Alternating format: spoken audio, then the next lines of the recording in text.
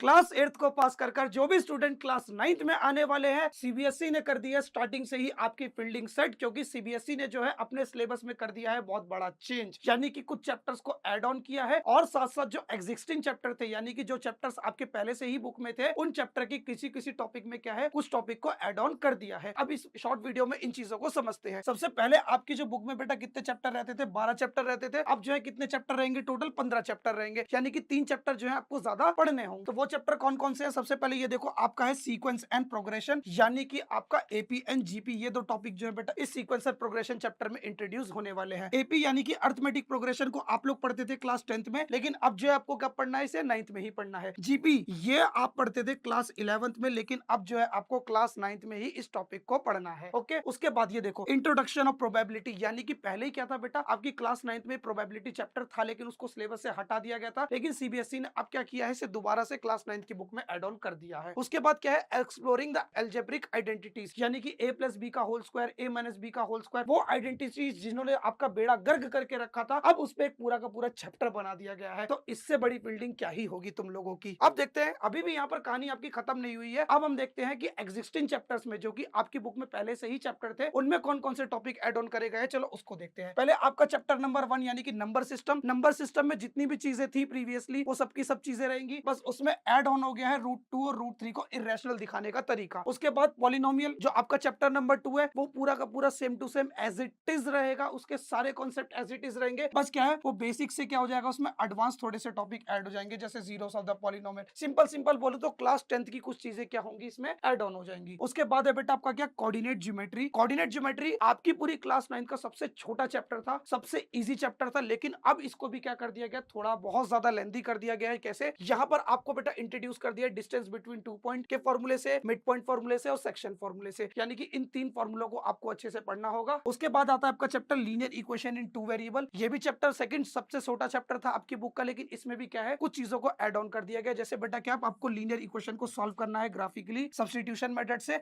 Elimination method से, जो कि आप लोग क्लास 10th में पढ़ा करते थे। उसके बाद आपका जो सबसे एक और छोटा चैप्टर था यूक्लिड ज्योमेट्री, उस यूक्लिड ज्योमेट्री में भी क्या करा गया है, इसकी हिस्ट्री ऐड ऑन कर दी गई है। जैसे कौन कौन सी हिस्ट्री ऐड ऑन कर दी गई है, बोधियंस वाली हिस्ट्री ऐड कर दी गई है, सुलभ सूत्र ऐड कर दिया गया है, यानी कि अब ये चीजें भी आपको पढ़नी पड़ेंगी। और एक और चीज, आपका एक चैप्टर हुआ करता था मेंसुरेशन, जिसमें क्या आप जो वो पढ़ते थे, क्या बोलते, सरफेस एरिया एंड वॉल्यूम। उस सरफेस एरिया वॉल्यूम चैप्टर में जो है एरिया रिलेटेड टू सर्कल को ऐड कर दिया गया है, यानी कि सेक्टर, सेगमेंट, इन सबके कॉन्सेप्ट को ऐड ऑन कर दिया गया है, यानी कि काफी हद तक आपका सिलेबस जो है बहुत ज्यादा लेंथी बना दिया गया है। तो ऐसे ही और इन्फॉर्मेशन पाने के लिए हमारे चैनल को सब्सक्राइब करना ना भूलें।